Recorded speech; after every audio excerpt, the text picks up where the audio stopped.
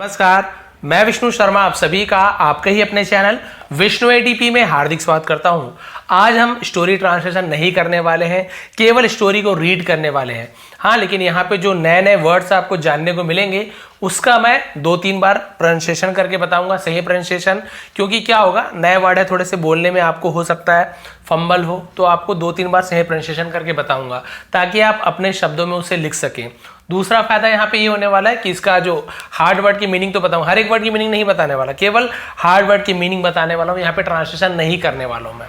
तो इससे क्या फायदा होने वाला है, आप स्टोरी को पढ़ना भी सीख जाएंगे।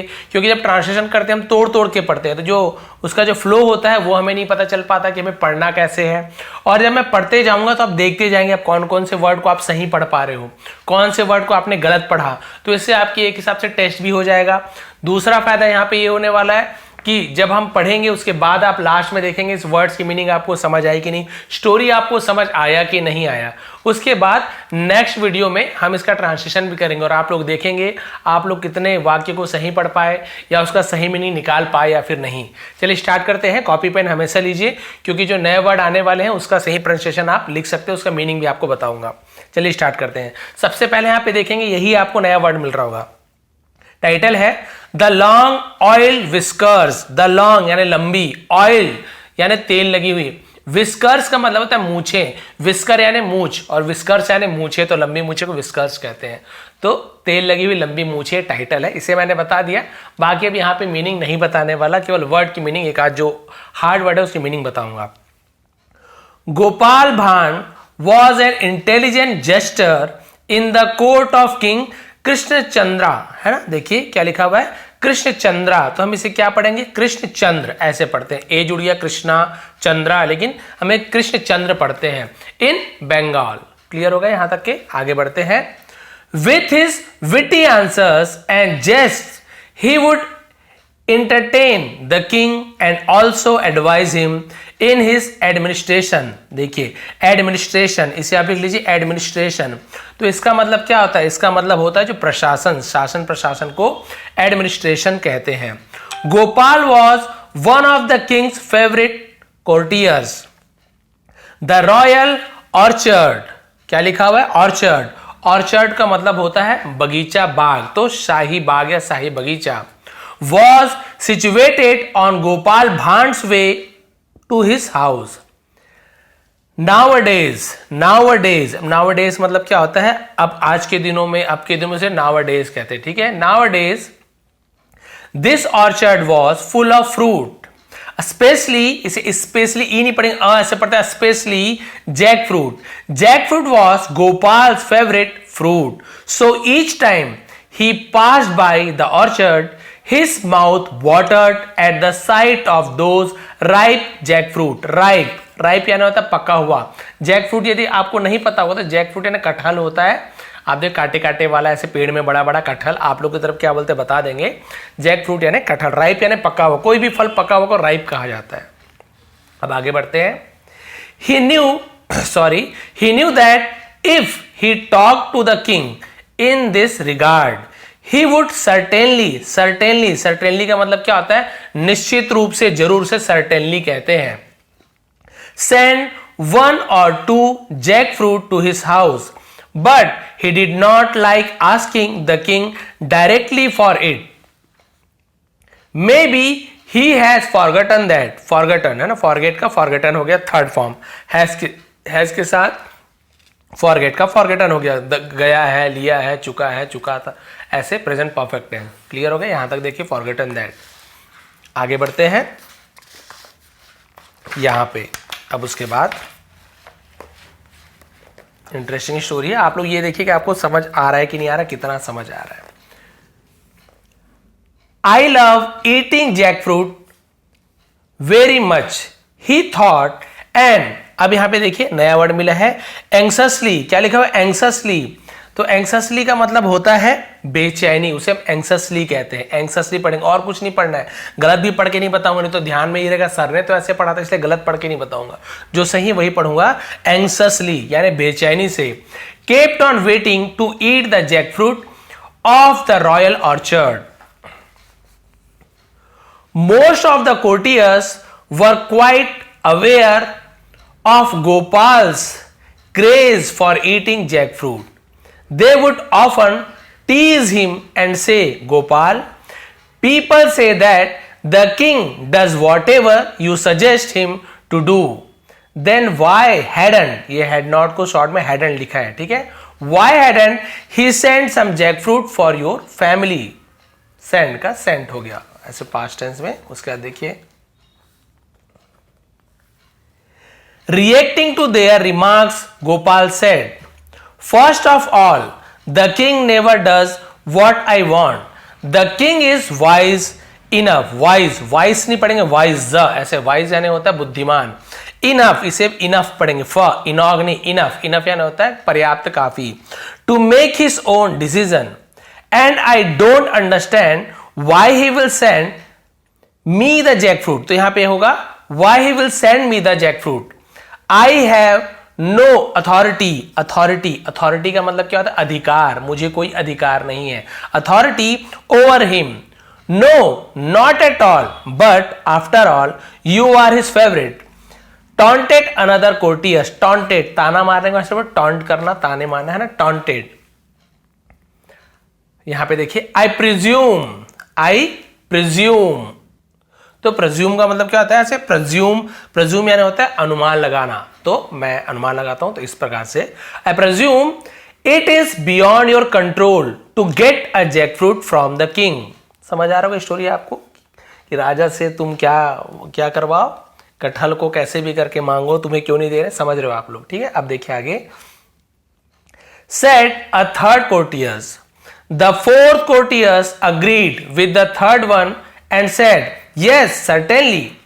But Gopal has some limitations. Limitations यानी तो सीमाएं, limitations too.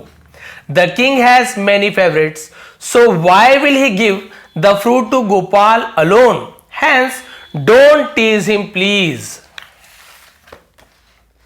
उसके बाद देखिए, if I really want, I can easily get a jackfruit from the king, said Gopal. Confidently यानी कॉन्फिडेंस से, यानी कि पूरा हम बोलते हैं ना कि आत्मविश्वास से उसे कॉन्फिडेंटली कहते हैं. I don't believe you, said the courtier. Okay, tell me, if I am able to get a jackfruit ऐसा जैक होगा ना, कई बार जैक बोल दिया मैं, jackfruit from the king, what will I get in return, asked Gopal. All of us will buy you a jackfruit each from the market, replied all the courtiers present there. All right, keep your jackfruit ready, because tomorrow each of you will have to give it to me. Will have to, तो जब हम will have to का use करते हैं तो करना पड़ेगा, देना पड़ेगा, खाना पड़ेगा, तो फ्यूचर टेंस वाली बात होती है. गिव लिखा फर्स्ट फॉर्म का यूज होता है. Have to, had to, will have to. Clear है, क्या करना पड़ेगा, देना पड़ेगा. टू यानी मुझे. Let's wait for tomorrow, said Gopal and left the place. Next day there was no sign of Gopal in the court. Everyone was anxiously, ठीक है, एंक्ससली ये तो मैंने बता दिया था आपको, एंक्ससली यानी बेचैनी से, waiting for his appearance. Appearance का मतलब क्या होता है, अपीयरेंस का मतलब उपस्थिति, हाजिरी को अपीयरेंस बोलते हैं. The king asked, where is Gopal today, usually he is never late. Is he sick or is he in a trouble, no your majesty. तो मैजेस्टी यानी होता है महाराज, ऐसा होता है मैजेस्टी, महाराज. Last night I met him, he was perfectly all right, replied one of his courtiers. The king was still not satisfied. Satisfied यानी संतुष्ट. He was still worried about him. He said, I hope Gopal is not in any trouble. Trouble यानी होती परेशानी. Soon I will send a messenger. Messenger यानी संदेशवाहक, जो पहले समाचार लेके जाता था उसे मैसेंजर कहते हैं. To his house to find out what is the matter. What is the matter? Matter यानी मामला, क्या बात है. चलिए देखते हैं उसके बाद क्या होता है. देखिए सब अपने मूछ में क्या कर रहे हैं. चलिए. Just then Gopal entered the court. ठीक है, entered यानी प्रवेश किया. Everyone looked at him, तो looked at him amazingly. Amazingly यानी होता है हैरानगी से, आश्चर्यचकित, amazingly. His long whiskers were wet, है ना, वेट यानी गीला, with oil and some oil was dripping from it. Drip यानी होता है टपकना, ड्रिपिंग फ्रॉम इट उससे टपक रहा था, ऐसे हो जाएगा, ठीक है। Gopal, why are you late today? Asked the king. Your majesty, I had gone to the market to bring oil. तो देखिए ये सेंटेंस हम बताएंगे क्या है, I had gone, go went gone, had के साथ, तो पास्ट परफेक्ट टेंस है, ठीक है। That is why I am late, replied Gopal. Why do you need oil early in the morning? Is your wife cooking something specially for you today? Inquired the king. Inquired यानी होता है पूछताछ करना, उसे inquired कहते हैं। No your majesty, I required oil for myself. Required यानी मुझे जरूरत है, मांग है ना। Actually before coming here I needed it to apply on my whiskers, replied Gopal. Oil on your whiskers? But why? Inquired the king. So that my whiskers do not get sticky with the glue of the Jack fruit, replied Gopal. Glue यानी क्या होता है? गोंद, चिपकना, उसे glue कहते हैं। I don't understand anything, did you eat jackfruit in the breakfast today? Breakfast यानी जो सुबह का नाश्ता को ब्रेकफास्ट कहते हैं, फिर लंच, फिर डिनर, ऐसे होता है, सपर भी बोलते हैं। Then why didn't you wash your face? आगे है, ठीक है, why didn't you wash your face, बस ये अंतिम पेज है। After eating said the king, no your highness, highness यानी भी जैसे महाराज, ऐसे मतलब न्यायाधीश से highness कहते हैं। It's not so, I just saw jackfruit in your garden, Gopal replied. But what is the link between the jackfruit and your whiskers? Asked the king. This is because I have heard that wise and great men often यानी होता है अक्सर, ठीक है, often यानी अक्सर, often नहीं पढ़ेंगे, ऑफन अक्सर, share their good things with others, specially fruit, common people don't think about it, replied Gopal instantly यानी होता है तुरंत। The king began to laugh at Gopal statement and said, statement यानी टिप्पणी, जो बात की स्टेटमेंट कहते हैं। Your idea of applying oil on your whiskers will not go waste, ठीक है, वेस्ट यानी होता है बर्बाद हो, नहीं होगा। Thereafter the king called his gardener and ordered to give 2 jackfruit, 2 है ना, jackfruit each to everyone present in the court. Thus इस प्रकार गोपाल भान got jackfruit from the king and won, so won नहीं पढ़ेंगे, won the bet यानी होता है जो शर्त, है ना, as well as jackfruit from the courtiers, jackfruit from the courtiers, दरबारी, कोर्ट यानी दरबार, courtiers यानी होता है दरबारी। तो ठीक है, यहीं तक थी स्टोरी। तो आपको एक तो रीडिंग करना, यहाँ पे आपने देखा होगा कि मैंने रीड किया तो आप कितने सारे वर्ड्स को यहाँ पे सही रीड करते आ रहे थे अब तक, तो आपको पता चल गया होगा मैंने सही प्रोनाउंसिएशन के साथ, सही उच्चारण के साथ रीड किया।